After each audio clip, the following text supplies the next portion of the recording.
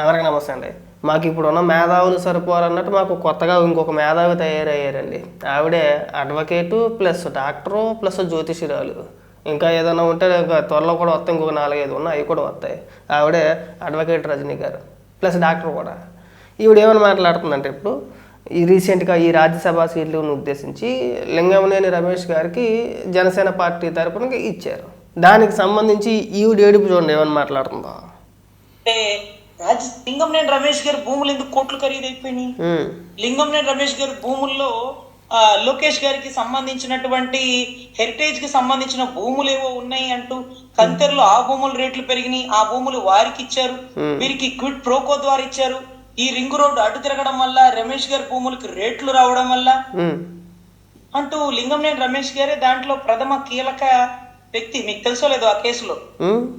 ఈ రోజు జనసేన పార్టీ నుంచి ఒక ఎంపీ టికెట్ ఎవరికన్నా రాజ్యసభ టికెట్ ఇస్తే అది లింగంనేని రమేష్ గారి పేరే ప్రతిపాదనలో ఉంది. అంటే నాయకుడు చెప్తాడు, జనసేన అధినాయకుడు చెప్తాడు, మా అన్న ఏమంటే ఇప్పటి వరకు నువ్వు ఏదైతే ఆరోపణలు చేసావో లోకేష్ గారికనో లేదంటే హెరిటేజ్ భూములనో ఇంకోటనో నీ దగ్గర ఉన్న ఆధారాలు ఏంటి?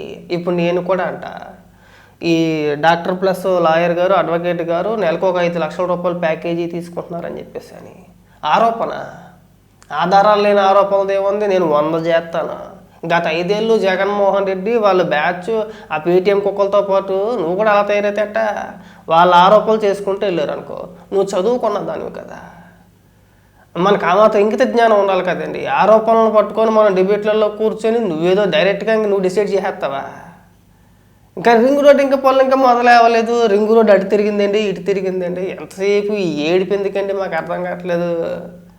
రజనీ గారు ఇంకా మాట్లాడండి. అంటే నేర చరిత్ర గలవాడు రాజకీయంలో ఉండకూడదు అని. అవును, సరేలేబ్బా, రాజకీయంలోకి వచ్చాక నేరాలు చేస్తే మనం ఆపలేం కదా, కానీ నేర చరిత్ర ఉన్నోడిని రాజకీయంలో తీసుకురాకూడదు కదా. మన సిద్ధాంతాల్లో అది కూడా ఒకటి కదా. మరి ఇన్ని కేసుల్లో లింగంనేని రమేష్ గారు కీలక పాత్ర, ప్రథమ ముద్దాయి అనుకున్నప్పుడు వైసీపీ వాళ్ళు 100 అంటారండి. వైసీపీ వాళ్ళు మాటలు పట్టుకుని నువ్వెలా మాట్లాడుతున్నావు నాకు అర్థం కావట్లేదు. నేనంటే సాధారణంగా వేరే వాళ్ళు రాజకీయ నాయకులు ఇంకొకరు సరే సగం చదువుకున్న వాళ్ళు పోనీ మాలాంటి కార్యకర్తలు ఏదో ఆరోపణ చేశారంటే పోన్లే ఎట్లా మాట్లాడుతున్నారులే తెలియని వాళ్ళు అని చెప్పేసి అనుకోవచ్చు. నువ్వు చదువుకున్నావు, అడ్వకేట్వి, మాట్లాడితే మీరు ఆవిడ చాలామంది కామెంట్లు పెడుతున్నారు, మీరు ఆవిడ వృత్తి గురించి మాట్లాడమాకండి, అది సపరేటు, మనం అలా ప్రస్తావించకూడదు అంటున్నారు. ఆవిడ కోట్ వేసుకొని మాట్లాడుతుంది, ఇంట్లో కూర్చొని కోట్ వేసుకొని మాట్లాడుతుంది. ఆవిడ ఎందుకు మాట్లాడుతుంది? కోట్ తీసేయచ్చు కదా. కోట్ ఉంటే అర్థం ఏంటి? ఆవిడ నేను అడ్వకేట్ని, నేను చదువుకున్నాను, ఓహో అడ్వకేట్ స్థాయిలో ఆవిడ చెప్తుందంటే సామాన్య తెలియని ప్రజలు ఓహో నిజమే అనుకుంటారు కదా. అందుకు కదా కోట్ తీసి మాట్లాడవచ్చు కదండి. ఇంట్లోనే కదా అందుకు ఉంది. మన ఆవిడ వృత్తినేమిని ఎగతాళి చేయడమో లేదంటే ఇంకొక రకంగానూ చేయట్లే, ట్రోల్ చేయట్లా. ఆవిడ ఇంట్లో కూర్చొని మాట్లాడినప్పుడు కూడా కోట్ వేసుకొని మాట్లాడుతుంటే మరి అడ్వకేటేనా అనాలి. ఆవిడ ఇప్పుడు అడ్వకేట్ హోదాలో మాట్లాడుతుంది, అందుకని చెప్పేసి ఆవిడ వృత్తి గురించి మాట్లాడేది. నువ్వు అంత చదువుకున్నావు, పైగా అడ్వకేట్ అని చెప్తాం మనం. ఆరోపణలకి వాస్తవాలకి తేడా తెలియదండి. పోనీ మీరు అన్నట్టుగానే లింగంనేని రమేష్ గారి పాత్ర ఉందనే అనుకుందాం. గత 5 ఏళ్ళ పాటు ఎందుకు కేసులు పెట్టలేదండి? ఎందుకు అరెస్ట్ చేయలేదండి? ఎందుకు నిరూపించలేకపోయారండి? రజనీ గారు గత 5 సంవత్సరాలు వైసీపీ పాలన నడిచింది, జగన్మోహన్ రెడ్డి ముఖ్యమంత్రిగా ఉన్నాడు.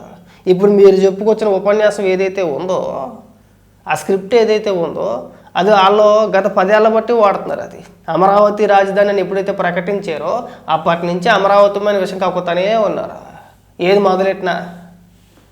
మరి గత 5 ఏళ్ళు అధికారం వాళ్ళు ఉన్నప్పుడు ఎంతమందిని దోషులుగా తేల్చారండి? తేల్చలేదు.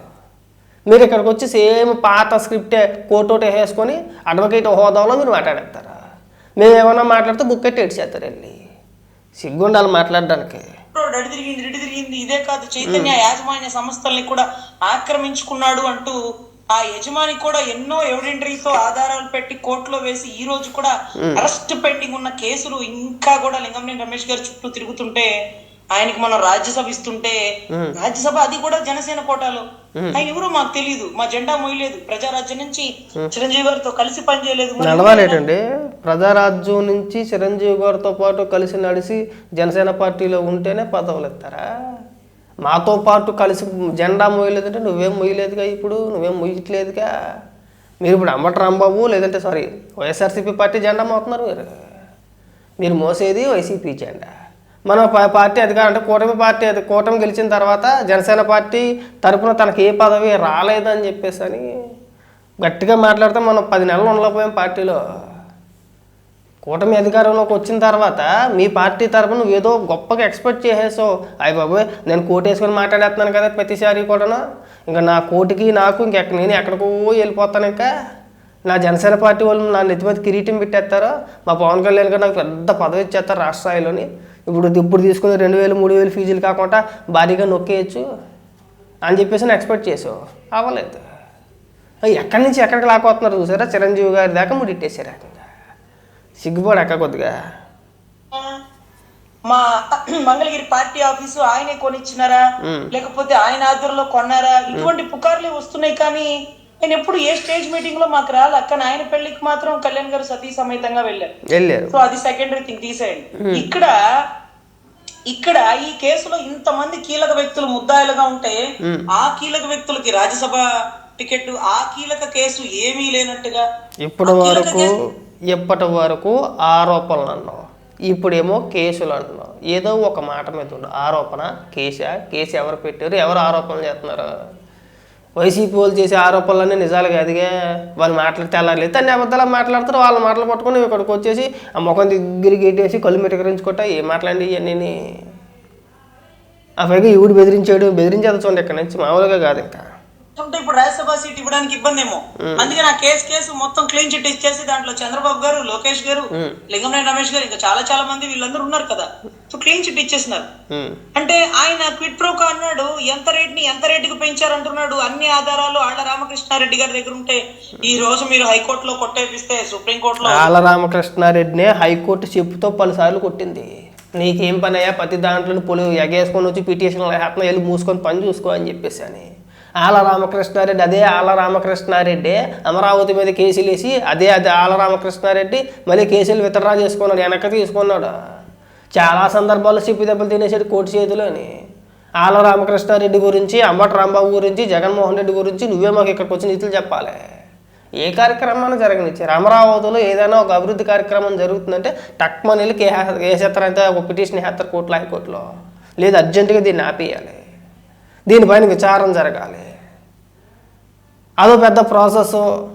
ఈ 50 సన్నాసులు ఎలాగో పిటిషన్లు వేసారు కదా, కోర్టు మాత్రం ఏం చేస్తుంది, మళ్ళీ ప్రభుత్వానికి నోటీసులు, దీనిపైన ఒక కమిటీ వేయండి, ఆ నివేదిక మాకు ఇవ్వండి అని చెప్పేసి అని. ఒక 3 నెలలు 4 నెలల్లో ఈ జరగాల్సిన అభివృద్ధి కార్యక్రమాలు ఏవైతే ఉన్నాయో ఇవన్నీ అటాటకెక్కేస్తాయి వెనక్కి. ఇంకా వన్స్ ఒకసారి కోర్టులో పిటిషన్ పడిందంటే ఇంకా ఆ కార్యక్రమం అక్కడితో ఆగిపోయినట్టే. రాష్ట్రాన్ని అలాగే కదా సర్వనాశనం చేస్తున్నారు. చివరాఖరికి ఏదైనా ఒక పరిశ్రమ వస్తే ఆ పరిశ్రమ పైన కూడా పిటిషన్లు వేస్తున్నారు కోర్టులో. ఏమనాలి మీరు? పైగా మీలాంటి వాళ్ళు అందరూ ఇక్కడికి వచ్చి పెద్ద పెద్ద ఉపన్యాసాలు. ఆళ్ల రామకృష్ణారెడ్డి, జగన్మోహన్ రెడ్డి, అంబటి రాంబాబు, కన్నా రజని, మీరే చెప్పాలి ఇక్కడ. అండి అంటే హైకోర్టులో ఏం వేసినారు, సిబిఐకి వేయమన్నారు. సిబిఐకి ఎందుకు వేయలేదంటే హైకోర్టు సిఐటి దగ్గరే ఒక్క ఆధారం లేకపోతే సిబిఐకి ఇచ్చి ఏం చేయనమ్మా, ఏం చేయను, సిఐడి దగ్గర ఆధారాలు లేవంట. సార్ మా దగ్గర చాలా ఆధారాలు ఉన్నాయి సార్, అవి ఆధారాలు అవి కాదంట, అవి ఫేక్ అంట, సిఐడి చెప్పింది. కాదు ఇప్పుడు అమరావతిలో ఏదో జరిగిపోయిందని చెప్పేసి మరుగుతున్నావు కదా రజని. గత 5 ఏళ్ళు జగన్మోహన్ రెడ్డి అధికారంలో ఉన్నప్పుడు ఎందుకు సిబిఐకి ఇవ్వలేదు? ఇప్పటి వరకు నువ్వు చెప్పుకొచ్చావు కదా, ఎన్ఆర్ రింగ్ రోడ్ అన్నావో, భూములు అన్నావో, హెరిటేజ్ భూములు అన్నావో, పవన్ కళ్యాణ్ గారు అన్నావో, జనసేన పార్టీకి స్థలం అన్నావో, ఇంకోటి అన్నావో. గత 5 ఏళ్ళు జగన్మోహన్ రెడ్డి అధికారంలో ఉన్నప్పుడు ఎందుకు సిబిఐ పేరు ప్రస్తావించలేదు? ఎందుకు సిబిఐకి ప్రతిపాదించలేదు? ఎందుకు సిబిఐకి ఇవ్వలేదు? ఇక్కడికి వచ్చి ఆళ్ల రామకృష్ణారెడ్డి కోర్టులో వేసేటండి, సిబిఐకి ఇచ్చామన్నాడండి. మనం ఓడిపోయిన తర్వాత హైకోర్టులోకి పిటిషన్ వేసేసి సిబిఐ దర్యాప్తు జరగాలి. మనం ఓడిపోయిన తర్వాత, మనం అధికారంలో ఉన్నప్పుడు అలాంటి పనులు ఏమీ చేయకూడదు. ఓడిపోయిన తర్వాత పిటిషన్ వేసేయాలి, సిబిఐ దర్యాప్తు. ఇంక ఇక్కడ జరిగే పనులు జరగకూడదు. నీకు అసలు మెడకాయ మీద బుర్రకాయ ఉంది, కానీ అందులో ఎంత కూడా బుద్ధి లేదు నీకు. ఏదో అడ్డగోలుగా మాట్లాడడం అంతే. ఇక్కడికి వచ్చి ఇలాంటి పనికి మళ్ళీ వెళ్ళాలి కొట్టమాక. దగ్గర ఏమన్నా ఆధారాలు ఉంటే, ఏమన్నా అనుమానాలు ఉంటే సిబిఐకి పెట్టొచ్చు. కానీ సిఐడినే క్లీన్ చిట్ ఇచ్చింది, ఇతను నిజాయితీ పరుడు, ఇతని మీద ఇంత మచ్చలేదు, చంద్రబాబు గారికి అంటే చంద్రుడికి మచ్చ ఉంటుంది కానీ చంద్రబాబు గారికి మచ్చలేదు అంటూ సిఐడి నిర్ధారించేసిందంటే ఆళ్ళ రామకృష్ణారెడ్డి అంటారు సిఐడి వారి వారి వారి సీటు కింద కుర్చీ లాంటిది. అలా అయిపోయింది సిఐడి వ్యవస్థ. మరి అది వారి మాటే వింటది కదా. అవును, మరి అప్పుడు సిబిఐకి ఎలా వెళ్ళాలి? ఈ దారి కాదా? ఏం పర్లేదు సార్, ఇంకో దారి వెతుకుతారు. న్యాయస్థానాల్లో న్యాయవాదుల దగ్గర, న్యాయమూర్తుల దగ్గర ఎన్నో దారులు ఉంటాయి. సో ఈ రకంగా వాళ్ళు కేసుల్లో తప్పించుకొని మేము నిజాయితీ పరులని క్లీన్ చిట్ ఇచ్చేసుకొని దాంట్లో కీలక ముద్దాయికి రాజ్యసభ ఇచ్చేసి, లేకపోతే ఇంకా కీలక ముద్దాయి ముఖ్యమంత్రి పదవిలో ఉంటూ రింగు రోడ్డు అడి తిరిగింది. జగన్మోహన్ రెడ్డి మీద 37 కేసులు ఉన్నాయి, 16 నెలలు జైల్లో చెప్పకూడదు. అయినా సరే మన బతుకి సిగ్గు సేర ఉండదు. ఇక్కడికి వచ్చి పెద్ద పెద్ద ఉపన్యాసాలు మీరే చెప్తారు నాకు, అంతేనా? అమరావతిలో లేని అంటే ఏమీ జరగకపోయినా సరే ఏదో జరిగిపోయింది, భూములు దోచేశారనో తినేశారనో ఇలాంటి పిచ్చి పిచ్చి ఆరోపణలు ఎక్కడైనా మానుకోండి. పనికిమల డైలాలు కొట్టమాకండి. రాష్ట్రాన్ని కొద్దో గొప్ప అభివృద్ధి చెందనివ్వండి. పక్క రాష్ట్రాలను చూసాను ఒకరే, పక్క రాష్ట్రాలు ఏం మాట్లాడుతున్నారో చూసి కూడా మీకు ఇంకా బుద్ధి జ్ఞానం రాకపోతే ఎలాగండి? మాట్లాడు. తిరిగింది ఎవరెవరికి ఎన్నెన్ని కోట్లు వచ్చేసినాయి, ఇవన్నీ కూడా ఇవాళ కాకపోతే రేపైనా ప్రభుత్వాలు మారినా ఏ ఒక్కరిని వదిలేదు లేదు. సప్త సముద్రాలు దాటిన వారిని కూడా వెనక్కి తీసుకువచ్చి చట్టపరమైన చర్యలు తీసుకోవడంలో ఏ మాత్రం వెనుకంజ వేసేదే లేదు. భూములు ఎందుకు? ఇలాంటి పనికిమాల డైలాగులు చాలా విన్నాం మేము, చాలా మంది మాట్లాడారు. మాట్లాడలోనందరూ కూడా చాలా మంది బయటకు వెళ్ళిపోయారు కూడా. ఈ పనికిమాల డైలాగులు కొట్టిన వాళ్ళందరూ చాలామంది అయిపోయారు, రాజకీయంగా కనుమరుగు అయిపోయారు. ఇంక నువ్వు ఒక దాని తయారయ్యావు. దానికడికి ఒక సామెత ఉందా, కొత్త పిచ్చగాడు పొద్దురగడు అన్నట్టు. మనకి కొత్తగా ఏదైనా హోదా వచ్చినా, లేదంటే 4 యూట్యూబ్ ఛానల్స్లోనో, లేదంటే 4 టీవీ ఛానల్స్లోనో, డిబేట్లోనో మన ముఖం మనం చూసుకొని మురిచిపోయి మన పెద్ద మేధావితనం, మన పెద్ద అపర మేధావుల్లో ఫీల్ అయిపోయి ఏది పడితే అది మాట్లాడకూడదు. ఏ ప్రభుత్వాలు వచ్చినా, ఎవరు అధికారంలో ఉన్నా జరగనిది ఎందులోనూ అవినీతి జరిగిందనుకో దానిపైన చట్టపరమైన చర్యలు తీసుకుంటారు ఖచ్చితంగా. ఏమీ లేని దాంట్లో ఎవడు ఏమీ చేయలేడు, అది అందరికీ తెలిసిందే. మీరు అమరావతి మీద ఇప్పటి నుంచి కాదు ఎప్పటి నుంచో ఎడుతున్నారు, ఇది కంటిన్యూ అంతే, దాన్ని అలా కొనసాగిస్తున్నారు అంతే. మీరు అవన్నీ ప్రజలు నమ్ముతారా అండి? ఆ మాత్రం ఆలోచన విధానం లేదా మీకు? పైగా ఇక్కడికి వచ్చి పెద్ద పెద్ద ఉపన్యాసాలు. ఈ కట్టిపెట్టేస్తే పోగొట్టదు రజనీ గారు. అనవసరంగా ఎందుకు ఆమె చదువుకున్నారు, మాలాంటి వాళ్ళ చేతి ఎందుకు అనిపించుకోరు మీరు? కనీసం మాట్లాడేటప్పుడు ఇప్పుడైనా సరే కాస్త విజ్ఞతతోటి మనం చదువుకున్న చదువు, సంస్కారం అవన్నిటిని పక్కన పెట్టకుండా కనీసం మనకున్న తెలివితేటలను వాడి మనం మాట్లాడితే ట్రోల్ అవ్వకూడదు అనే ఉద్దేశంతో మాట్లాడితే బాగుంటుంది.